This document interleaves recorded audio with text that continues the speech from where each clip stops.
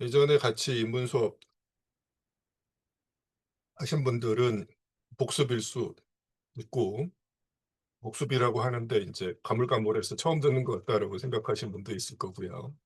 또는 인제 정말로 처음 듣는 분들도 있으실 텐데, 거듭 말씀드리지만은 한 번 정도 여러 학기 했던 정치경제학 입문 강의, 서머학 유튜브 채널에 올라와 있는 강의를 앞부분만이라도 시간을 내서 들어 주시기 바랍니다. 충분히 도움이 될 거예요. 예. 자, 예. 몇 가지 인제 용어 개념들이 나왔고, 그 개념들을 여러분이 명확하게 이제 자기 걸로 소화하실 필요가 있습니다.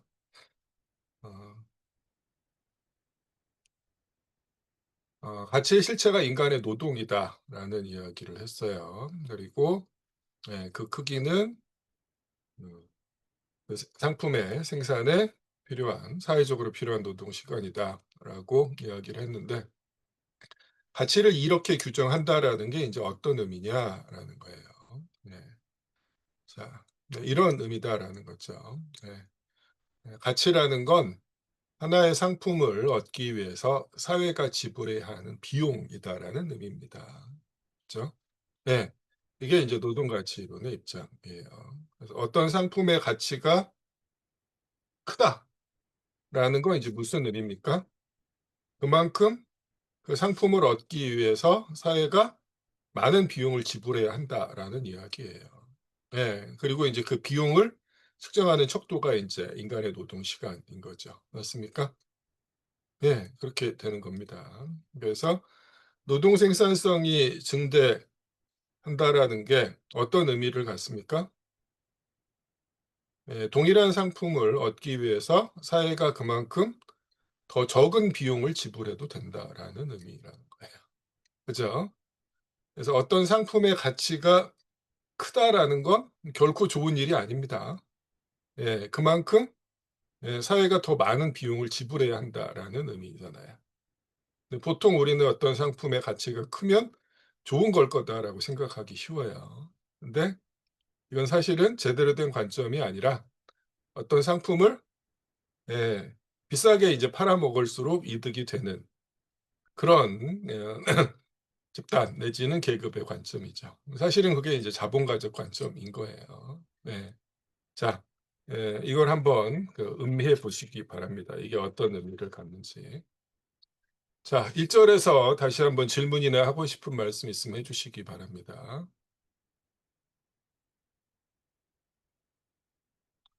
자, 당장 없으시면은 2절 진행하겠습니다.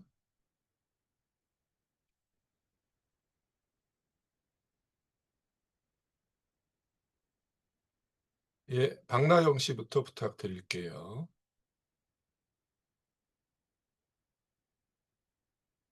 박나영 씨 가능하신가요? 상품에 체현되어 있는 노동의 이중성. 처음 상품은 사용 가치와 교환 가치라는 이중성을 가진 물건으로 나타났다. 그 뒤 노동도 또한 이중성을 가지고 나타났다. 즉, 노동이 가치로 표현되는 경우에는 더 이상 사용 가치를 창조하는 성격을 가지지 않는다. 상품에 체현되어 있는 노동의 이중성은 내가 처음으로 지적하고 비판적으로 검토했다. 노동의 이중성은 정치 경제학의 이해에 결정적으로 중요하기 때문에 좀 더 자세히 설명할 필요가 있다. 좋습니다. 제목이 "상품에 체현된 노동의 이중성입니다." 사실 이제 결론만 요약하면 간단한 얘기예요. 이미 1 절에서 "상품은 사용 가치이면서 교환 가치다. 더 정확하게는 사용 가치이면서 가치다." 이렇게 이야기했다라는 거예요. 그러면 상품을 생산하는 노동도 사용 가치를 생산한다는 측면에서의 성격과 교환 가치, 더 정확하게 이제 가치를 생산한다는 측면에서의 성격, 이중적인 성격을 이제 가질 수밖에 없다라는 이야기입니다. 근데 막스가 이게 대단히 인제 중요하고, 자기 이전에 어떤 어 경제학자도 이 문제를 제대로 다루지 못했다라고 인제 이야기하고 있는 겁니다. 그래서 대단히 인제 중요한 의미를 가지고 있다고 막스는 이제 판단하는 건데, 그게 인제 어떤 이야기인지 우리 같이 읽어 보도록 하겠습니다. 자, 이어서 오선희 씨 부탁드릴게요. 마지막 줄부터요. 두 상품, 즉, 한 개의 저고리와 10m의 암호포를 예로 들어보자.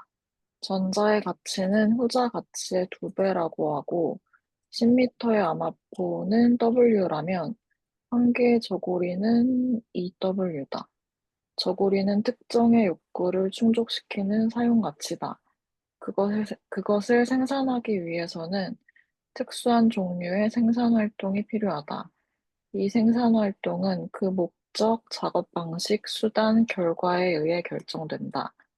우리는 노동의 유용성이 생산물의 사용 가치로 표현되는 노동, 또는 노동의 생산물을 사용 가치로 만들어 스스로를 표현하는 노동을 간단히 유용 노동이라고 부른다. 이 경우 우리는 노동의 유용 효과만 고려한다. 예, 좋습니다. 유형노동이라는 용어가 등장을 했네요. 근데 인제 제목이 노동의 이중성이잖아요. 자, 그랬을 때 상품이 사용 가치이면서 가치라는 이중적인 성격을 가지고 있다라는 거죠. 그러면 상품을 생산하는 노동, 상품에 체현되어 있는 노동도 이중성을 가지게 될 텐데, 그중에서 인제 사용 가치를 생산한다는 측면에서 파악한 노동을 뭐라고 부른다? 유용 노동이라고 부른다라는 겁니다. 나중에 가면 이걸 인제 구체적 노동이라고 부르기도 하고요. 구체적 유형 노동이라고 쓰기도 합니다. 자, 이 구체적 노동, 유형 노동에 대해서 계속 이야기를 하고 있습니다. 네, 이어서 계속 보겠습니다. 자, 김기수 씨 부탁합니다. 네. 저고리와 암호포가 질적으로 다른 가치인 것과 마찬가지로 그것들을 만들어낸 노동도 질적으로 서로 다른 것, 즉 제복 노동과 직조 노동이다. 만약 이 두 물건이 질적으로 다른 사용 가치가 아니라면, 따라서 질적으로 다른 유용 노동의 생산물이 아니라면 그것들은 결코 상품으로 서로 마주할 수 없을 것이다. 저고리는 저고리와는 교환되지 않으며 어떤 사용 가치가 동일한 사용 가치와 교환되는 일도 없다. 계속 읽을까요? 예. 다양한 사용 가치들의 총체는 다양한 유용 노동들의 총체, 즉 사회적 분업을 반영한다. 이 사회적 분업은 상품 생산의 필요 조건이다. 그러나 반대로 상품 생산이 사회적 분업의 필요 조건은 아니다. 고대 인도의 공동체에서 노동은 사회적으로 분할되어 있었지만 그 생산물은 상품이 아니었다. 더 가까운 예를 든다면 어떤 공장에도 노동은 체계적으로 분할되어 있으나 이 분업은 노동자들이 자기의 개별 생산물을 교환함으로써 유지되고 있는 것은 아니다. 독립적으로 행해지고 상호 의존하지 않는 사적 노동의 생산물만이 서로 상품으로 마주한다. 예, 좋습니다. 자, 사용 가치를 생산하는 노동을 인제 유용 노동이라고 이야기했는데요. 그래서 이런 측면에서 봤을 때는 서로 다른 사용 가치를 생산하는 노동은 질적으로 서로 다른 거다, 이렇게 이야기를 합니다. 어 그리고 서로 다른 유용 노동의 생산물이기 때문에 교환되는 거다, 이런 얘기를 하는데, 여기서부터 이른바 이제 사회적 분업이라는 게 등장하게 되죠. 그래서 예 다양한 사용 가치들, 다양한 상품체들이 있다라는 건 그만큼 다양한 유용 노동들이 행해진다라는 걸 의미하는 거고, 즉 사회적 분업이 행해진다라는 걸 의미합니다. 근데 이제 여기서부터 중요해요. 사회적 분업은 상품 생산의 필요 조건인데, 반대로 상품 생산이 사회적 분업의 필요 조건은 아니다라고 이야기하고 있습니다. 이게 무슨 얘기예요? 자, 상품 생산이 등장하려면 사회적 분업이 행해져야 되는데, 사회적 분업이 등장했다고 해서 반드시 그것이 상품 생산으로 되는 것은 아니다라는 이야기거든요. 네. 이것도 우리가 이제 입문 시간에 이야기했던 내용인데, 보통 우리가 듣게 되는 이야기는 뭐다? 사회적 분업이 발전하면 이제 자연스럽게 우리가 시장 경제라고 부르는 상품 생산 사회가 성립하게 된다라는 거예요. 그래서 사회적 분업 일반과 시장 경제, 더 정확하게 이제 상품 생산 사회를 동일시하는 사고가 우리한테 지속적으로 이제 주입되는 사고 방식이다라는 거예요. 근데 정말로 그러한가라는 거죠. 자, 자본주의 사회에서는 사회적 분업의 결과물이 시장에서 상품으로 교환되는 게 일반적입니다. 근데 자본주의가 아닌 다른 사회에서도 그랬느냐라는 거예요. 자, 자본주의에서만 사회적 분업이 생겨나고 발전한 건 아니지만, 분업의 결과물을 시장에서 상품으로 교환하는 것은 오직 자본주의에서뿐이다라는 걸 이야기하고 있는 거죠. 그래서 이제 그림으로 그리면 이렇게 되는 건데, 막스가 이제 발레를 들고 있는 게 뭡니까? 고대 인도의 공동체인데 여기서도 사회적 분업이 존재했다라는 거예요. 근데 그 공동체의 구성원들이 자기가 노동해서 만들어낸 결과물을 상품으로 교환하진 않았다라는 겁니다. 자, 자본주의적 공장도 마찬가지다라는 거죠. 공장 내에서 분업이 행해지고 있는데 그 분업각을 담당하고 있는 노동자들이 그 결과물을 상품으로 교환하느냐? 이제 그렇지 않다라는 거예요. 그렇죠? 네. 자, 그래서 모든 사회적 분업이 그 상품으로 되는 게 아니다라고 이제 이야기하고 있는 겁니다. 그걸 이제 명확하게 이야기하는 게 이 사회적 분업은 상품 생산의 필요 조건이지만 그 역은 참이 아니다라고 이제 이야기하는 겁니다. 이 필요 조건과 관련한 언급을 그림으로 이제 표현하면 이제 이렇게 된다라는 거예요. 자, 사회적 분업은 그 결과로 우리가 흔히 시장 경제라고 부르는 상품 생산 사회로 귀결될 수도 있지만 그렇지 않을 수도 있다라는 거예요. 그래서 사회적 분업은 상품 생산의 필요 조건입니다. 근데 그 반대는 참이 아니다라는 거예요. 근데 보통은 우리가 이 두 개를 동일시하기 쉽다. 그런 식으로 주입받아 왔다라는 겁니다. 자, 여기에 대해서 이제 조금 더 명확하게 이제 설명을 할 필요가 있는데, 일단 막스가 결론으로 제시하는 게 이거예요. 독립적으로 행해지고 상호 의존하지 않는 사적 노동의 생산물만이 서로 상품으로 마주한다, 이렇게 이야기하고 있습니다. 즉, 사회적 분업이 행해지는 방식이 이런 식이었을 때 독립적으로 행해지고 상호 의존하지 않는 사적 노동의 생산물로서 되었을 때 그 결과가 이제 시장에서 상품으로 교환된다라는 거예요. 자, 이게 이른바 사회적 분업이 자연 발생적으로 또는 이제 무정부적으로 진행된다라는 의미인데, 자, 이 내용을 조금 더 이따가 곧 설명을 해 드릴 거고요. 그 전에 이제 조금만 더 읽어보도록 하겠습니다. 자, 오태석 씨 부탁드립니다. 밑에서 세 번째 줄입니다.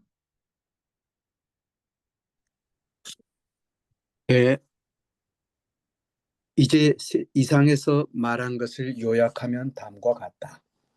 각 상품의 사용 가치에는 유용 노동, 일정한 종류의 한 목적적 생산 활동이 들어있다. 여러 가지 사용 가치는 만약 거기에 질적으로 다른 유용 노동이 들어있지 않다면 상품으로 서로 마주할 수 없다.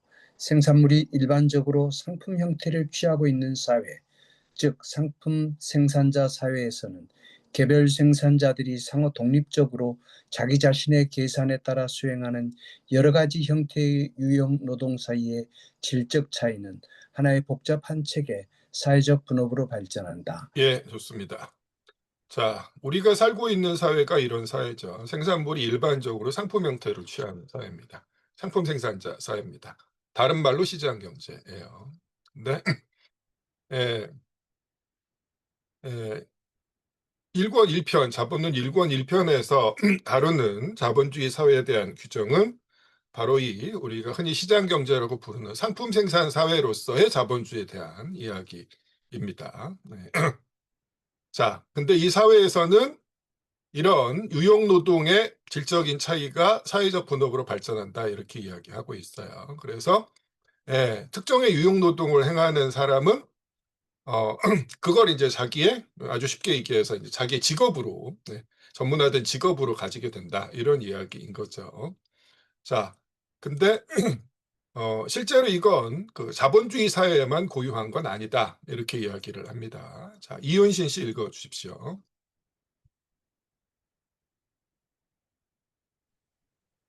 재봉사 자신이 저고리를 입든 그의 고객이 저고리를 입든 저고리는 사용가치로 기능한다. 마찬가지로 저고리와 그것을 생산하는 노동 사이의 관계도 제공일이 특수한 직업, 즉 사회적 분업의 독립적인 일환으로 된다고 해서 달라지지는 않는다. 인간은 옷을 입어야만 하기 때문에 전문적인 재봉사가 나타나기 몇천 년 전부터 재봉일을 했다. 그러나 저고리와 아마포는 물적 부중, 자연이 미리 제공하지 않는 다른 모든 요소들과 마찬가지로 언제나 특정의 자연 소재를 특정의 인간 욕구를 충족시키게끔 변형시키는 특수한 헛목적적 생산 활동을 거쳐서 창조되지 않으면 안 된다. 그러므로 사용가치의 창조자로서 노동, 유형노동으로서의 노동은 사회 형태와 무관한 인간 생존의 조건이며 인간과 자연 사이의 물질 대사, 따라서 인간 생활 자체를 매개하는 영원한 자연적 필연성이다. 예, 좋습니다. 자, 어떤 유형노동이라는 게 하나의 이제 직업으로 되는가 되지 않는가와 무관하게 기본적으로 이런 사용 가치를 생산하는 노동은 자본주의 이전 사회에서부터 존재했다라는 거야. 그 공통적인 측면에 대해서 이야기를 하고 있습니다. 물적 부중, 자연이 미리 제공하지 않는 요소들은 특정의 자연 요소를 특정의 인간 욕구를 충족시키게끔 변형시키는 특수한 한목적적 생산 활동을 거쳐서 창조되어야 한다. 이런 얘기인데 뭐 쉽게 이런 얘기죠. 인간이 자신의 욕구를 충족하기 위해서 또는 뭐 보다 절박하게는 생존하기 위해서 끊임없이 이제 무엇인가를 소비해야만 하죠. 근데 그 소비의 대상을 무엇으로부터 얻는다? 자연으로부터 얻는다라는 거예요. 이걸 환경이라고 불러도 좋고 생태라고 불러도 좋은데 문제는 이 자연의 대상들이 인간의 소비에 직접적으로 적합한 형태로 존재하는가라는 거예요. 극히 일부는 그렇지만 대부분 그렇지 않습니다. 그래서 이렇게 이야기하죠. 물적 부중, 자연이 미리 제공하지 않는 다른 요소들은 어떻게 하느냐라고 했을 때 특정의 자연 소재를 인간의 욕구를 충족시키게끔 변형시키는 과정이 필요하다라는 거예요. 이게 바로 뭐다? 우리가 생산이라고 부르는 활동이다. 라는 겁니다. 그래서 생산이라는 건 자연의 대상들을 인간의 소비에 적합한 형태로 변형하는 행위를 의미한다라는 거죠. 그래서 인간은 자신의 욕구를 충족하기 위해서 생존하기 위해서 소비해야 하고 소비하기 이전에 자연의 요소들을 소비에 적합한 형태로 변형해야 한다. 즉 생산해야 한다. 이렇게 되는 거다라는 거죠. 그리고 이것은 비단 자본주의 사회, 상품 생산 사회에만 고유한 것이 아니다라는 이야기입니다. 그래서 이렇게 이야기하죠. 사회 형태와 무관한 인간 생존의 조건, 인간과 자연 사이의 물질 대사, 인간 사회활 자체를 매개하는 영원한 자연적 필연성 이렇게 이야기합니다. 자본주의 사회이건 자본주의 이전 사회이건 자본주의 이후 사회이건 모두 어떤 사회든 공통적으로 이제 적용되는 바로 그런 속성이다라는 겁니다. 자, 조금만 더 읽어보도록 하겠습니다. 민병헌 씨 부탁드립니다. 사용 가치인 저고리, 암호포 따위, 즉 상품체는 자연 재료와 노동이라는 두 요소의 결합이다. 저고리, 암호포 등에 들어있는 여러 가지 유용 노동 모두를 제거한다면 남는 것은 언제나 인간의 어떤 개입 없이 자연이 제공하는 일정한 물질적 바탕뿐이다. 인간은 생산 과정에서 오직 자연 자체가 하는 것처럼 일할 수 있을 뿐이다. 다시 말해 오직 물질의 형태를 변경할 수 있을 뿐이다. 더구나 이런 형태를 변경하는 노동에서까지 인간은 끊임없이 자연력의 도움을 받는다. 따라서 노동은 노동에 의해 생산되는 사용가치, 즉 물적 부의 유일한 원천은 아니다. 윌리엄 패티가 말한 바와 같이 노동은 물적 부의 아버지이고 토지는 그 어머니이다. 예, 좋습니다. 자, 이 생산 활동이라는 건 무에서 유를 창조하는 행위가 아니다라는 거죠. 예, 기존에 이미 존재하고 있는 소재를 변형할 뿐이다라는 겁니다. 이게 생산이에요. 자, 근데 어쨌거나 이런 활동에 필요한 유용노동은 사용 가치를 창조하는 노동이고, 아까 확인했던 것처럼 사회 형태와 무관하다. 인간이 생존하려면 반드시 유용노동을 해야 한다라는 거예요. 그리고 이걸 다른 말로 인간과 자연 사이 물질대사라고 이야기하고 있습니다. 인간이 자연으로부터 필요한 것을 얻고, 그리고 이제 그 결과물, 그 폐기물이 다시 이제 자연으로 흘러들어가는 이런 상황을 이야기하고 있어요. 자, 인간 상황 자체를 매개하는 영원한 자연적 필연성이다. 그래서 자본주의를 폐지한 사회에서도 이 사용가치의 창조자로서 유용노동이라는 측면은 여전히 유효하다라는 걸 이야기하고 있는 거죠. 그게 이제 노동의 두 가지, 상품에 체현된 노동의 두 가지 성격 중에서 유용노동에 해당하는 거예요. 자, 근데 아까 우리가 했던 얘기로 이제 다시 되돌아가 보면, 자, 모든 사회적 분업이 상품 생산으로 되는 게 아니라 독립적으로 행해지고 상호 의존하지 않는 사적 노동의 생산물만이 상품으로 된다라는 거잖아요. 실제로 여기서는 여기에 대해서 조금 상세하게 설명하지 않고 이제 그냥 넘어가고 있습니다. 나중에 이제 추가적인 설명이 다른 쪽에서 나오긴 하는데, 그렇기 때문에 이걸 이제 처음 읽을 때 이게 가지고 있는, 이게 대단히 중요한 의미를 가지고 있는데, 이걸 이제 명확하게 인식하지 못하는 경우가 많아요. 그래서 이제 인문 강의에서는 이거를 조금 더 나중에 나오는 얘기까지 포함해서 길게 말씀을 드렸죠. 자, 인간은 이미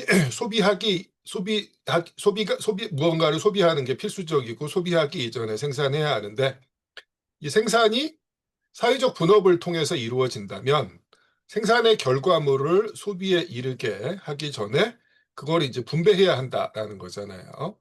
그리고 이 분배 방식이 시장에서의 이제 상품 교환을 통해서 이루어지는 사회가 우리가 살고 있는 사회다라는 거예요. 그랬을 때 왜 이렇게 시장에서의 상품 교환이 불가피하냐라고 묻는다면, 사실은 모든 사회적 분업이 이렇게 되는 게 아니다라고 막스가 분명히 이야기합니다.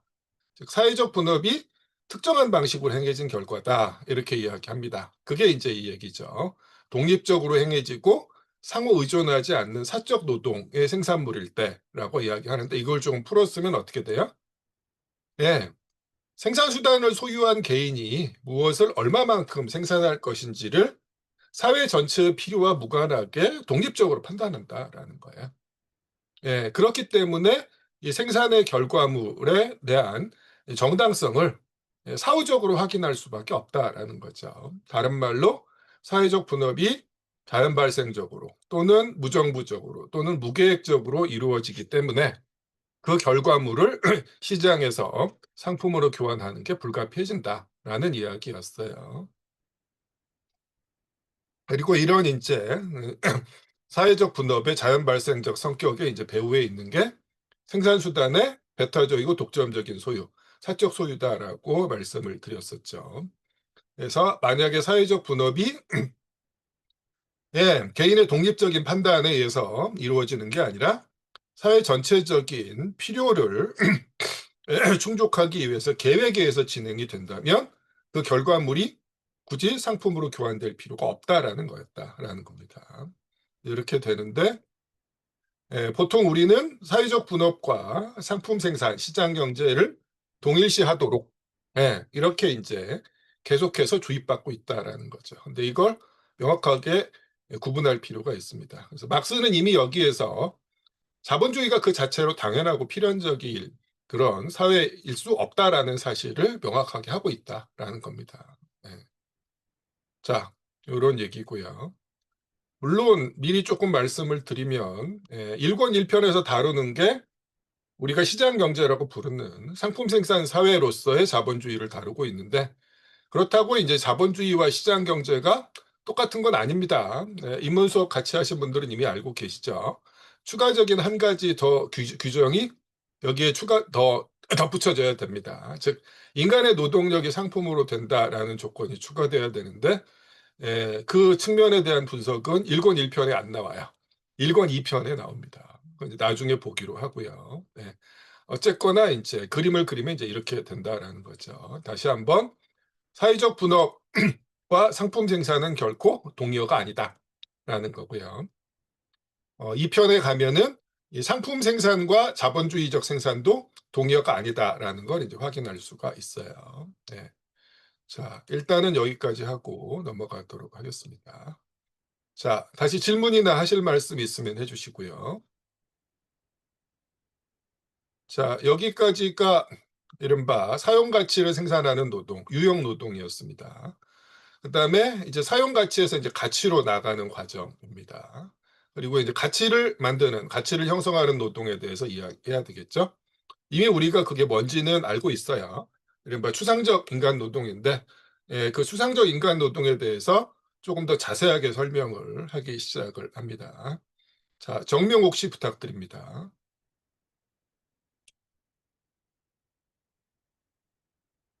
네, 음소거 해제해 주시고요. 이제 사용 대상 상품에서 상품의 가치로 넘어가자. 이 과정에 따르면 저고리는 아마보다 2배의 가치를 가진다. 그러나 이것은 양적 차이에 지나지 않으며 이 양적 차이는 지금 당장은 우리의 관심사가 아니다. 그러므로 여기에서 우리는 만약 한 개의 저고리 가치가 10m 아마포 가치의 2배라면 20m의 아마포는 한 개의 저고리와 동일한 가치를 가진다고 생각하면 된다. 가치로서 저고리와 아마포는 동일한 실체를 가지므로 동일 노동의 대체적 표현이다. 그러나 재봉과 직조는 질적으로 다른 노동 형태다. 그렇지만 동일한 인간이 번갈아 가면서 재봉도 하고 직조도 하는 사회 형태도 있다. 이 경우 두 가지 서로 다른 노동 방식은 동일한 개인이 행하는 노동의 변증에 지나지 않으며 서로 다른 개인들의 고정된 기능이 아니다. 이것은 마치 재봉사가 오늘은 저고리를 만들고 내일은 바지를 만들기 위해 자기 자신의 개인 노동을 변경시키는 것과 마찬가지다. 더욱이 자본주의 사회에서는 노동에 대한 수요의 방향이 변함에 따라 사회적 노동의 일정한 부분이 번갈아 가면서 재봉의 형태로 또는 직조의 형태로 공급되고 있다는 것을 곧 알 수 있다. 노동 형태의 이와 같은 변화가 마찰 없이 일어난다고는 말할 수 없으나 어쨌든 일어날 수밖에 없다.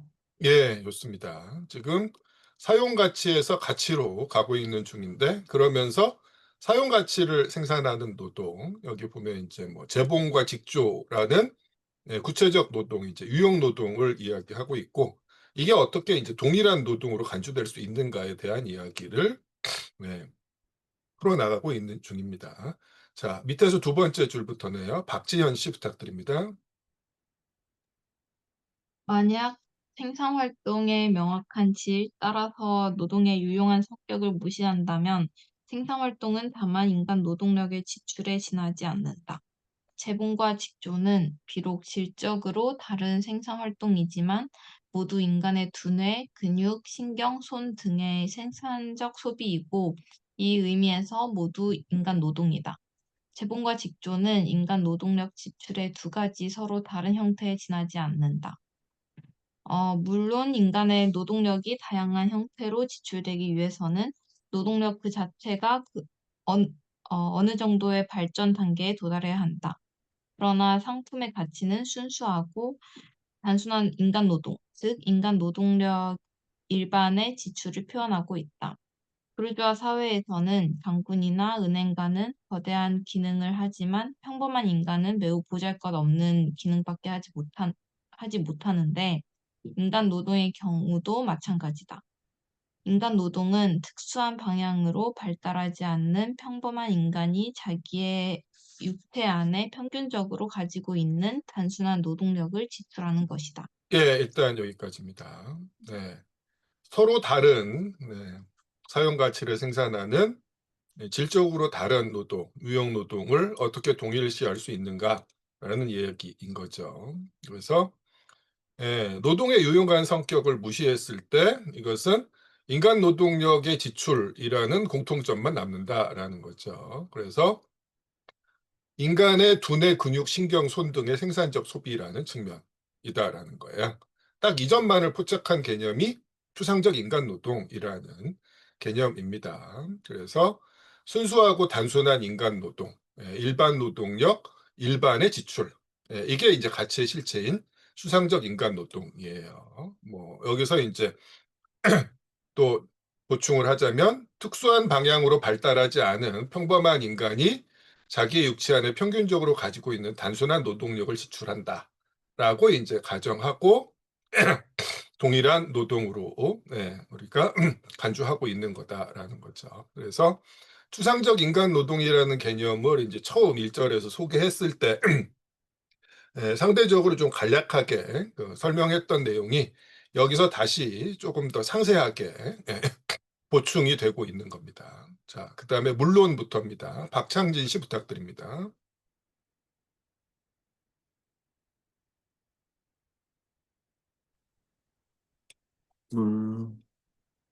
물론 어디 있어? 여기입니다. 네. 물론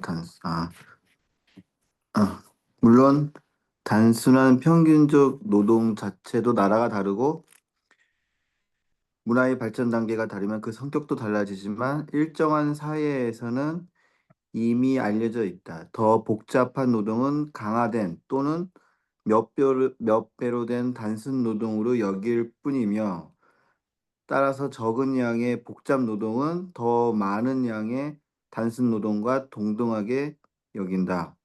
이와 같은 환산이 끊임없이 이루어지고 있다는 것은 경험으로 안다. 어떤 상품이 복잡한 노동의 생산물이라 하더라도 자기의 가치를 통해 단순 노동의 생산물과 동등하게 되고 일정한 양의 단순 노동을 대표할 뿐이다. 서로 다른 종류의 노동이 그 측정 단위인 단순 노동으로 환원되는 비율은 생산자들의 배후에서 진행되는 하나의 사회적 과정에 의해 결정되며 따라서 생산자들에게는 간섭에 의해 전해 내려온 것처럼 보인다. 단순화를 이하에서는 각종 노동력을 단순 노동력으로 여길 것인데 이것은 오직 환산의 수고를 덜기 위해서다. 네, 좋습니다.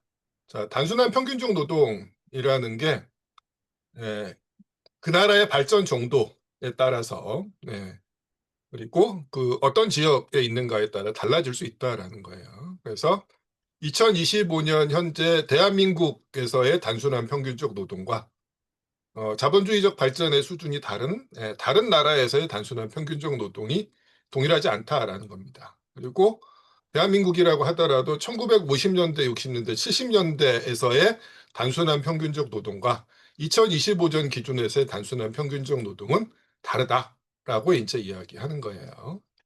자, 그 다음에 또 이야기하는 게 뭐예요? 복잡 노동과 단순 노동을 비교를 하고 있습니다. 자, 어떤 노동이든지 동일한 시간 행해진다면 동일한 크기의 가치를 생산하느냐? 그렇지 않다라는 거예요. 이것도 확인하실 필요가 있어요. 그래서 보통 우리는 이제 노동 가치 이론을 접할 때 똑같은 노동이기 때문에 단순하든 복잡하든 간에 똑같은 시간 노동하면 동일한 가치가 만들어지느냐 된다라고 생각할지 모르지만 결코 그렇지 않습니다. 근데 이제 그렇게 생각하기 쉬운 이유가 뭐냐면은 여러 이유로 인해서 우리가 공부하는 막스의 이론이 이른바 무조건적인 평등주의를 표방하는 이론이라는 이제 오해가 대단히 이제 짙게 자리하고 있기 때문이다라는 거죠. 근데 결코 그렇지 않습니다. 그래서 복잡 노동은 동일한 시간에 행해지더라도 단순 노동에 비해서 동일한 시간에 더 많은 가치를 만들어낼 수가 있어요. 그래서 사회적 평균을 벗어나는 그런 부분에 대해서는 그 차이를 분명히 이제 인정하는 이론이다라는 거죠. 이걸 헷갈리지 마시기 바랍니다. 자, 둘 다 아니다라는 거고요. 자, 그 다음에 계속 보도록 하겠습니다. 지금 추상적 인간 노동, 가치를 형성하는 노동에 대해서 이야기를 하는 중입니다. 56쪽으로 가겠습니다. 오태석 씨 부탁드립니다.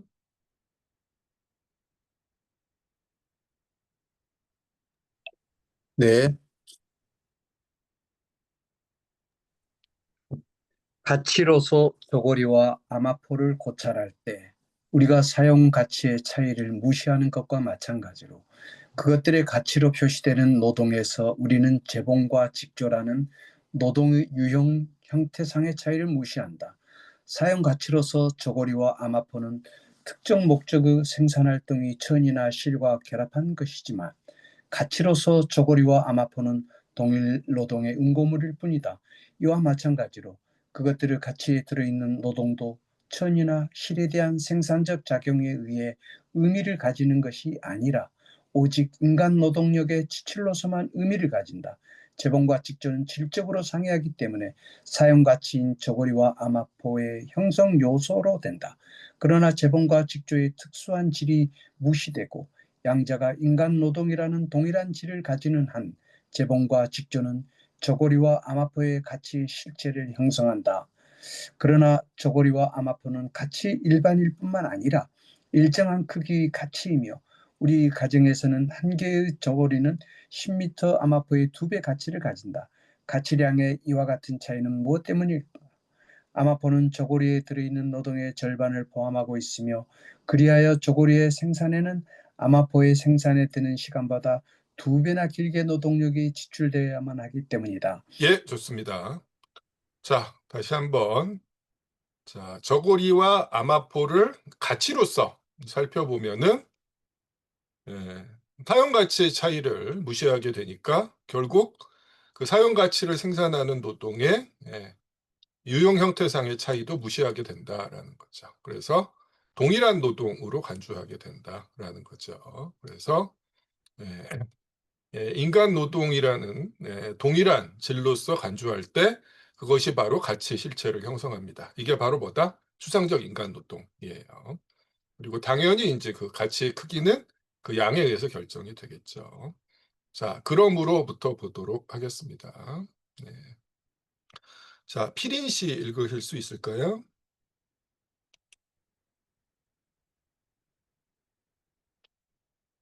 자, 답이 없으신 거 보니까 어려운 것 같으네요. 김지원 씨 가능한가요?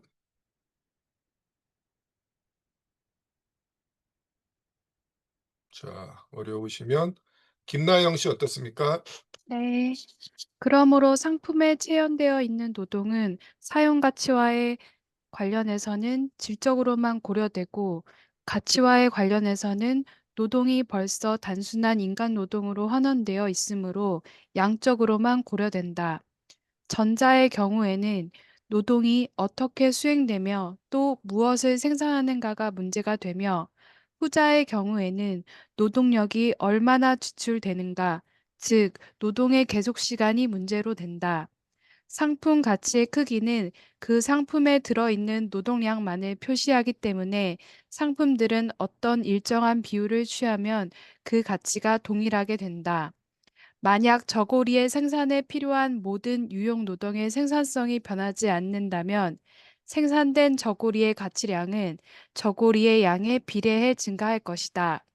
만약 한 개의 저고리가 X1의 노동을 대표한다면 두 개의 저고리는 EX1의 노동을 대표하게 된다. 그런데 저고리의 생산에 필요한 노동이 2배로 증가하거나 절반으로 감소한다고 가정하면 전자의 경우에는 한 개의 저고리가 이전의 2개의 저고리의 가치를 가지게 될 것이며 후자의 경우에는 2개의 저고리가 이전의 한 개의 저고리의 가치밖에 가지지 못할 것이다. 비록 두 경우에 한 개의 저고리가 변함없이 동일한 편의를 제공하고 저고리에 들어있는 유용 노동이 변함없이 유용하더라도 그렇다. 어쨌든 저고리의 생산에 드는 노동량이 변한 것이다. 예, 이게 지금 그 사용 가치와 가치 사이 가치의 이제 차이를 이야기하는 거죠. 결국 가치 크기, 가치량을 결정하는 것은 그 생산에 필요한 이제 노동량이다라는 거죠. 그래서 그 결과물이 사용 가치로서 그 어떤 편의를 제공하는가, 얼마만한 양이냐와 무관하다라는 이야기입니다. 자, 그 다음에 사용 가치와 가치 사이의 관계를 조금 더 이제 명확하게 설명하고 있는 문단이 이어집니다. 신민구 씨 가능하세요? 저 이야기 들립니까? 네, 들립니다. 예. 상품의 양적 증가는 그 자체로 물적 부호 증가다. 두 개의 저고리는 한 개의 저고리보다 더 많은 물적 부다. 왜냐하면 두 개의 저고리는 두 사람을 입힐 수 있지만 한 개의 저고리는 오직 한 사람을 입힐 수 있을 뿐이기 때문이다. 그런데도 물적 부호 양적 증대가 그 가치량의 감소를 동반할 수 있다. 이런 모순되는 운동은 노동의 이중성에서 발생한다. 생산성은 물론 언제나 구체적 유용 노동의 생산성을 의미하는데 이것은 어떤 특수한 생산활동이 주어진 시간에 주어진 목표를 얼마나 잘 달성되는가를 가리키는 것이다. 그러므로 유용노동은 그 생산성의 상승 또는 저하에 비례해서 생산물을 많거나 적게 생산한다. 이와는 반대로 생산성의 변동은 가치로 표현되는 노동 그거에 전혀 영향을 미치지 않는다. 생산성은 구체적 유용 형태를 취한 노동 속성이므로 노동의 구체적 유용 형태가 무시되어 버린다면 생산성은 가치로 표현되는 노동과 아무런 관련이 없게 되는 것은 당연하다. 따라서 동일한 시간에 수행되는 노동은 생산성의 변동과 관계없이 항상 동일한 가치량을 창조한다. 그러나 생산성이 변동할 때 노동은 동일한 길이의 시간에 상이한 양의 상품을 생산한다. 즉 생산성이 상승하면 더 많은 상품을, 생산성이 저하되면 더 적은 상품을 생산한다. 생산성의 상승은 일정한 시간에 생산되는 상품의 총량을 증가시키고 이리하여 이 상품 총량을 생산에 필요한 총 노동 시간을 단축시킨다면 이 상품의 총량의 총가치는 감소하게 된다. 반대의 경우에는 반대로 된다. 예, 좋습니다. 자, 여기 보면은 물적 부의 양적 증대가 가치량의 감소를 동반할 수 있다. 이렇게 이야기하고 있는데, 자, 이걸 이제 어렵지 않게 이해할 수 있으면은 오늘 우리가 이제 공부한 가치 크기, 그리고 이제 사용 가치와 가치 사이의 관계를 잘 이해하고 계신 거예요. 그렇죠? 자, 물적 부의 양적 증대라는 건 뭘 의미합니까? 더 많은 사용 가치가 만들어졌다라는 걸 의미하죠. 근데 사용 가치를 더 많이 생산했는데 가치량이 감소할 수 있느냐라는 거예요. 어떻게 하면 돼요? 예, 생산성이 증대하면 된다라는 거죠.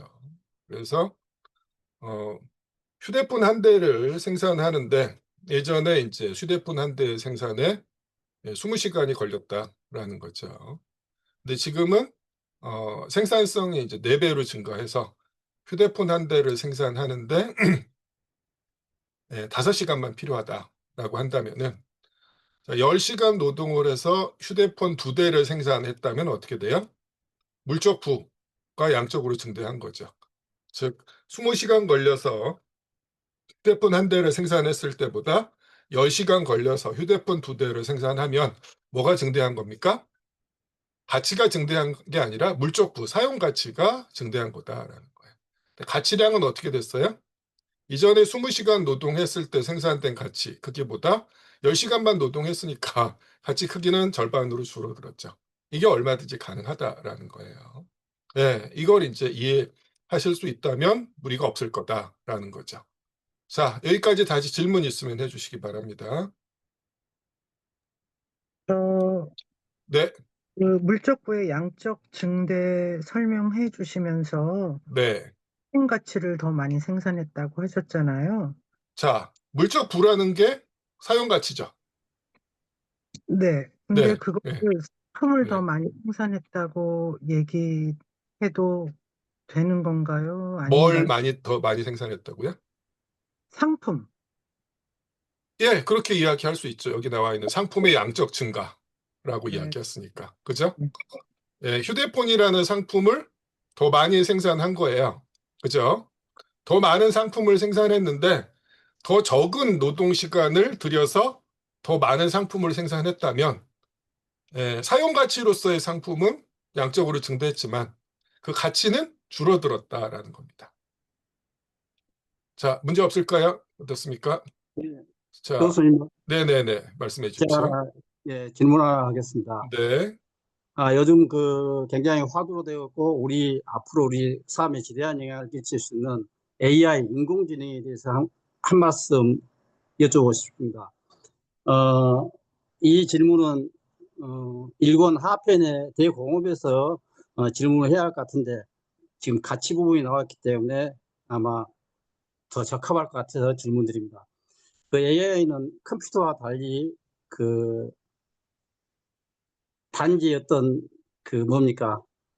인간이 어떤 지식이나 이런 내용들을 주입시키면 거기에 맞게끔 인간이 통제할 수 있도록 그런 생산물, 어떤 지식을 생산하고 그런데 이 AI 같은 경우는 현재 초보 상태이지 하지만 앞으로 그 가능성은 뭐냐 하면 인간처럼 추론하고 판단할 수 있는 알고리즘이 하지만 판단할 수 있고 인간의 어떤 통제나 이것을 일정 정도 벗어날 수 있다고 이렇게 지금 추측하고 있거든요. 그런데 과연 그러면 인간과 같이 이 AI라는 기계가 로봇이 됐든지 다른 어떤 됐든지 과연 인간처럼 가치를 창조하는 게 가능한가? 물론 기계라는 것이 AI도 저는 기계로 보고 있습니다만은 기계라는 것이 인간 노동자가 갖고 있는 어떤 기술 이것들을 일정 정도 체험하면서 우리가 생산성을 높이면서 사회가 속된 말로 자본주의가 발전을 하고 자, 무슨 말씀이신지 일단 잘 알겠는데요.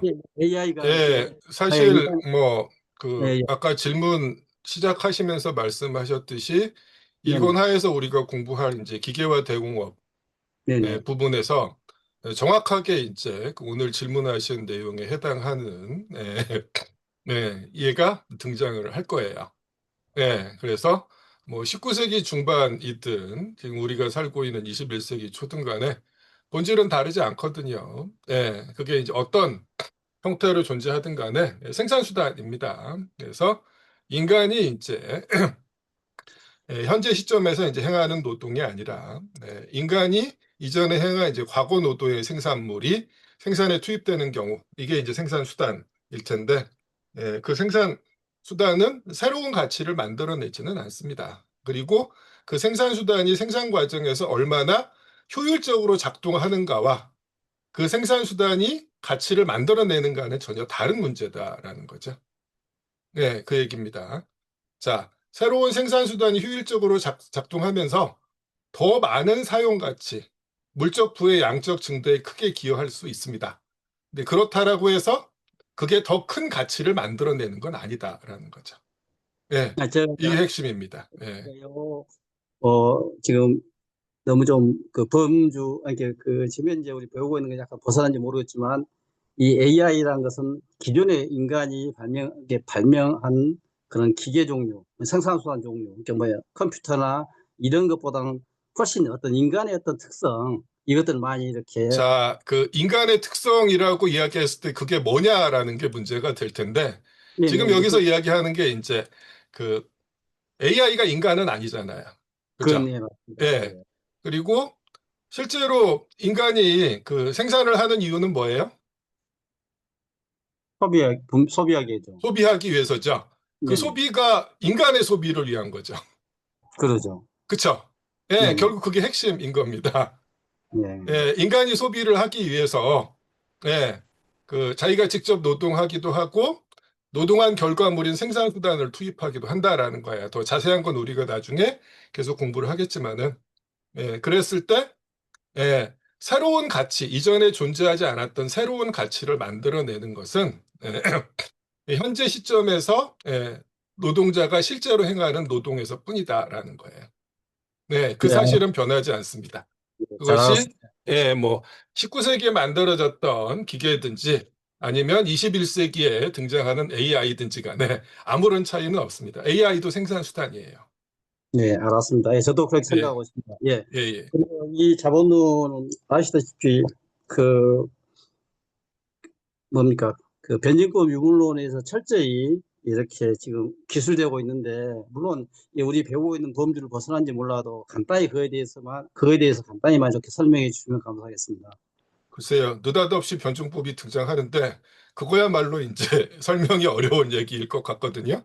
예, 지난 시간에 우리가 이제 서문에서 막스 스스로 변증법에 대해서 이제 어떻게 이야기하고 있는지를 확인을 했습니다. 뭐 굳이 이야기를 한다면 이제 지금 이야기하기보다는 우리가 조금 더 공부하고 나서 1편을 다 읽고 그다음에 2편 넘어갈 때쯤 해가지고 말씀드리는 게 더 나을 것 같아요. 지금은 아직 우리가 막 배우기 시작했기 때문에 여기서 이제 무리해서 그것들을 이제 적용하는 게 그닥 바람직하지 않을 것 같습니다. 네, 알았습니다. 예, 좋습니다. 또 다른 질문 해주시죠. 자, 그러면 이제 그 2절의 이제 마지막 문단이네요. 한편으로부터인데요. 네, 어디 보자. 김기수 씨 읽어주실래요? 네. 한편으로 모든 노동은 생리학적 의미에서 인간 노동력의 지출이며 이 동등한 또는 추상적인 인간 노동이라는 속성에서 상품의 가치를 형성한다. 다른 한편으로 모든 노동은 특수한 한목적적 형태로 인간 노동력을 지출하는 것이며 이런 구체적 유형 노동이라는 속성에서 사용 가치를 생산한다. 네, 이게 이제 2절의 결론이면서 요약입니다. 이렇게 이제 도식화할 수 있어요. 네, 이렇게 이제 간단하게 도식화할 수 있는 얘기를 상당히 길게 이야기했다라는 거예요. 근데 막스가 이걸 이제 대단히 중요하다고 이야기하고 있거든요. 이게 이제 어떤 의미일까라는 겁니다. 그래서 뭐 오늘 이제 이 그 내용을 이제 처음 접하신 분들은 오히려 엄청나게 지금 헷갈려 하고 계실 수도 있는 건데, 왜 상품이 사용 가치이면서 가치다, 이중적이다라고 이야기하고 상품을 생산하는 노동, 상품에 체현되어 있는 노동도 여기에 대응한 이중적인 성격을 가진다. 이렇게 지금 이야기하고 있는데 굳이 이런 식으로 살펴볼 필요가 있느냐라는 이제 의문을 가지실 수가 있을 거다라는 거죠. 왜 복잡하게 이렇게 이야기해야 되느냐라는 거예요. 자, 오늘 공부한 내용을 되짚어 보면은 이런 내용이에요. 우리가 처음에 이제 사용 가치를 생산하는 노동, 구체적 유형 노동에 대해서 이야기했을 때 이것은 자본주의 사회 내지는 상품 생산 사회에만 국한된 게 아니라 모든 인간 생존의 조건, 모든 인간사에 유효한 것이다라고 이야기를 했죠. 그래서 자본주의 사회가 폐지된 사회에서라도 이 인간은 자신의 생존을 위해서 또는 자신의 욕구 충족을 위해서 각종의 사용 가치, 각종의 재화나 서비스들, 각종의 유용한 물건들을 필요로 할 거고 이것을 생산하기 위해서 구체적 유형 노동을 해야 할 거다라는 거야. 그렇죠? 근데 우리는 하필 이러한 구체적 유형 노동이 어떻게 행해지는 사회에 살고 있다? 자연 발생적으로 분업이 행해지는 사회에 살고 있다라는 거죠. 즉 구체적 유형 노동이 행해지는 방식이 개인의 독립적 판단에 의해서 진행되고 있다라는 거예요. 그렇기 때문에 구체적 유형 노동의 결과물, 노동의 생산물을 바로 그 소비로 소비를 위해서 분배하지 못하고 시장에서 상품이라는 형태로 교환해야만 하는 사회에 살고 있다라는 거예요. 우리가 하필 이런 사회에 살고 있다라는 겁니다. 자, 근데 여기서 이제 어떤 문제가 발생하는 거예요? 서로 다른 특징을 가진 노동의 결과물로서 만들어진 서로 다른 사용 가치들을 이제 상품위로 이제 교환해야 되니까 어떻게 해야 돼요? 서로 다른 것들을 동일시해서 비교할 수 있을 필요가 있다라는 거죠. 이건 누가 이렇게 하자라고 해서 제안해서 이렇게 된 게 아니라 그러지 않으면 분배할 수 교환 자체가 불가능하기 때문이다라는 거예요. 자, 그러려면 어떻게 해야 돼요? 서로 다른 사용 가치들을 공통된 것으로 환원해야 됩니다. 우리가 이미 이제 1절에서 했던 과정이에요. 근데 그러려면 이제 이 공통된 것으로 환원했을 때 무엇을 기준으로 삼을 거냐라고 했을 때 그 상품을 생산하기 위해서 얼마만큼의 비용을 투입했느냐가 문제로 된다라는 거야. 아까 이제 1절 제일 마지막 2절 시작하기 전에 말씀드렸죠. 가치의 실체가 인간의 노동이고 그 크기가 노동 시간에 의해서 결정된다라는 이론은 결국 가치라는 걸 어떤 관점에서 파악한 거다? 어떤 상품을 얻기 위해서 사회가 지불하는 비용이라는 관점에서 파악한 거다라고 말씀을 드렸어요. 예, 그 비용을 결국 뭘로 측정할 수밖에 없다라는 거야. 예, 인간의 노동으로 측정할 수밖에 없다라는 거고, 예, 뭐 좀 더 엄밀하게 이야기하면은 특정한 사용 가치를 생산하는데 투입된 노동의 특수한 성격이라는 것들을 다 배제하고 공통된 측면만을 이제 추출했기 때문에 이걸 추상적 인간 노동이라고 불렀는데 이걸 우리가 이제 가치라고 부른 거다라는 거예요.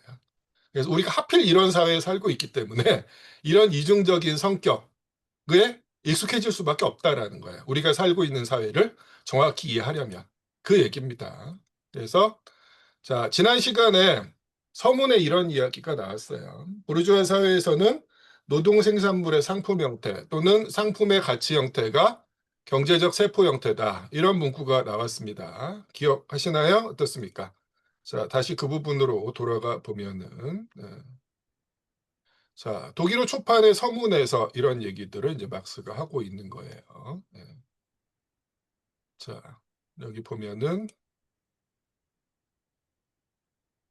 자, 이 얘기였어요. 부르주아 사회에서는 노동 생산물의 상품 형태 또는 상품의 가치 형태가 경제적 세포 형태다. 그때 제가 말씀드렸죠. 그냥 상품이 경제적 세포 형태다 이렇게 얘기하면 쉬울 텐데 왜 굳이 이렇게 멋부리는 거냐 또 늘려 쓴 거냐 이렇게 말씀드렸는데 사실은 이게 중요한 의미를 담고 있는 거였다라는 거죠. 자, 이 절에서 막스가 강조하고 있는 건 뭐예요?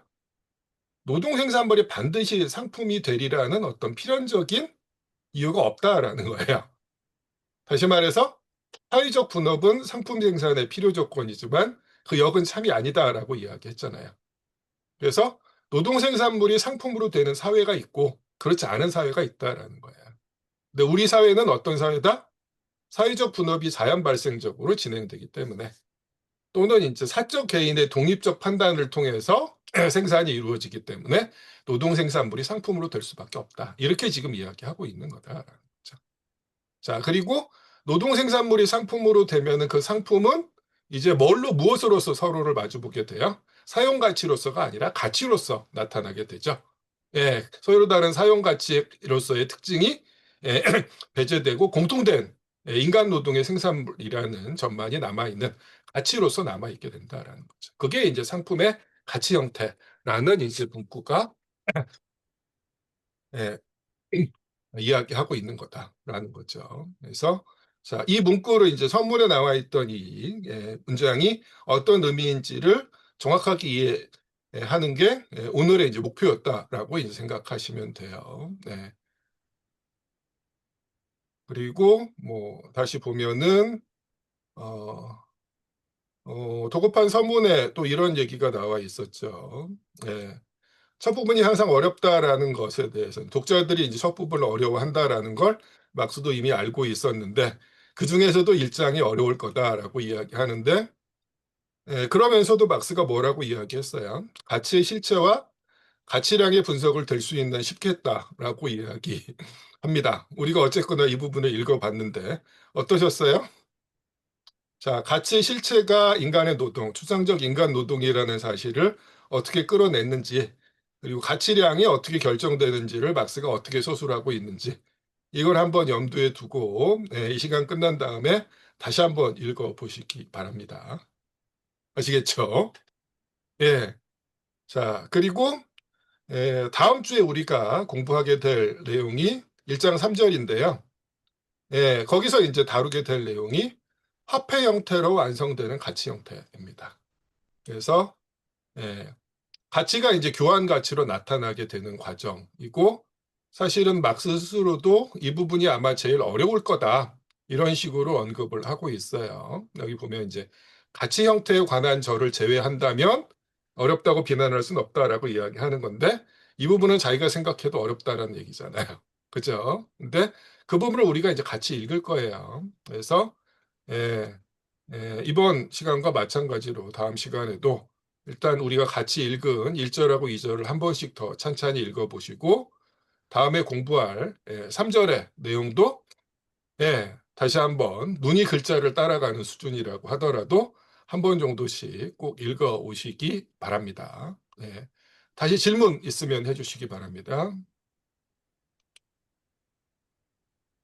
자, 그리고 이제 본문의 내용은 아닌데 노동가치 이론과 관련해서 한 가지 우리가 짚고 넘어가야 될 내용이 각주 16번과 관련해서 있어요. 그래서 이걸 잠깐 읽어보도록 하겠습니다.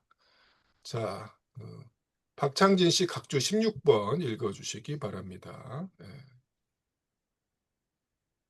노동은 유일하게 보편적이고 유일하게 정확한 가치의 척도이며 모든 시기와 장소에서 상이한 상품들의 가치를 비교할 수 있는 유일한 표준이라는 것을 증명하기 위해 애덤 스미스는 다음같이 말하고 있다. 동등한 양의 노동은 때와 장소를 가리지 않고 노동자에게는 동등한 가치가 있다고 말할 수 있을 것이다. 노동자는 자기의 건강, 체력, 혈기의 보통 상태에서는 그리고 자기의 기교, 숙련의 보통 정도에서는 동등한 양의 노동에 대해 동일한 분량의 안식, 자유, 그리고 행복을 희생해야만 한다. 국부론상. 한편으로는 스미스는 여기에서 그러나 모든 곳에서 그런 것은 아니다.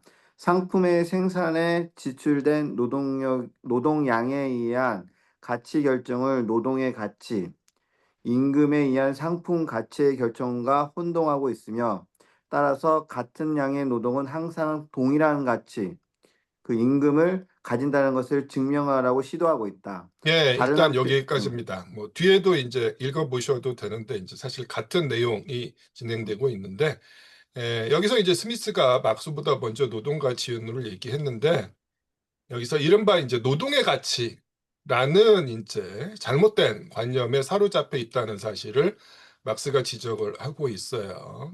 이것도 우리 인문 수업 같이 공부하신 분들은 알고 계실 텐데, 자, 노동 가치 이론과 관련해서 대단히 이제 광범위하게 퍼져 있는 초보적이지만 대단히 심각한 오해가 뭐다? 자, 우리는 가치의 실체가 인간의 노동이라고 이야기했는데 이것을 어떤 식으로 해석한다? 노동이 가치를 갖는다고 주장하는 이론으로 받아들인다라는 거죠. 이른바 이제 노동의 가치라는 이런 식의 이제 용어법을 사용하는 경우가 많습니다. 사실 막스 이전에 노동 가치 이론을 제시했던 스미스하고 리카도가 이렇게 생각했다라는 거예요. 그래서 결국 이제 나중에 문제가 발생하는데 뭐 구체적인 얘기는 나중에 공부하도록 하고 이 노동의 가치라는 용어법이 왜 잘못됐는지만 확인을 하겠습니다. 자, 노동이 가치를 갖는다라는 식의 생각은 마치 이거랑 똑같다라고 이야기하죠. 열이 온도를 가진다라는 식의 생각과 똑같다라는 거예요. 자, 열이 온도를 가질 수가 있을까요?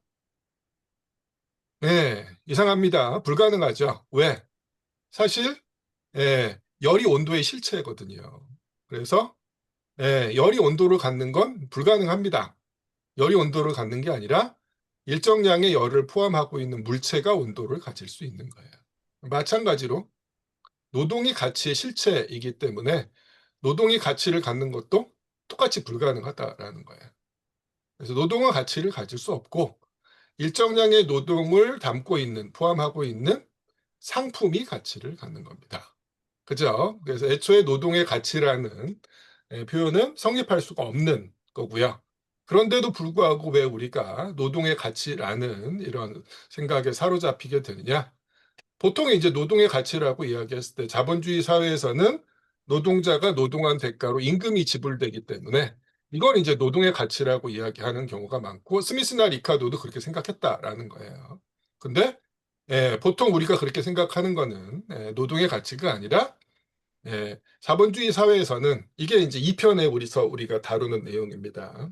인간의 노동력도 상품으로 되는데 보통 우리가 노동의 가치라고 잘못 말하고 있는 것은 상품으로 거래되는 노동력의 가치를 의미하는 거다라는 거죠. 그리고 이걸 구분하는 게 대단히 중요하다라는 겁니다. 이걸 일단 명확하게 기억해 주시기 바랍니다. 자, 그래서 우리가 공부한 노동가치이론은 노동이 가치를 갖는다는 이론이 아니라 가치의 실체가 인간의 노동이라는 이론이다라는 거죠. 그래서 영어에서의 이제 레이버 티어리 오브 밸류에서 노동과 가치는 동격이다라는 거예요. 그래서 다른 말로 하면 이제 가치의 노동 이론이다라고 이야기할 수가 있어요.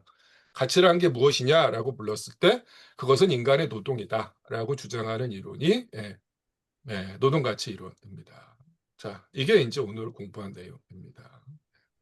자, 그리고 요약하면 이렇게 되고 다음 시간에 우리가 어떤 내용을 공부한다?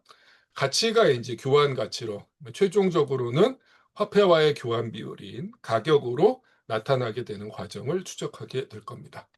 자, 오늘은 이제 여기까지 했어요. 자, 다시 한번 질문이나 하고 싶은 얘기 있으면 해주시기 바랍니다. 예, 거듭 부탁드리는데 오늘 끝나고 나서 그냥 가만히 다음 시간까지 기다리지만 마시고 꼭 오늘 우리가 같이 읽었던 내용을 수업 시간에 우리 세미나 시간에 했던 얘기들을 떠올리면서 한 번쯤 찬찬하게 다시 읽어보시고요. 그리고 나머지 시간에 다음 시간에 이제 공부할 내용들을 가볍게라도 훑어봐 주시기를 부탁드리겠습니다. 예, 늦은 시간까지 수고 많으셨습니다. 오늘 마치겠습니다. 안녕히 주무십시오. 감사합니다. 수고하셨습니다.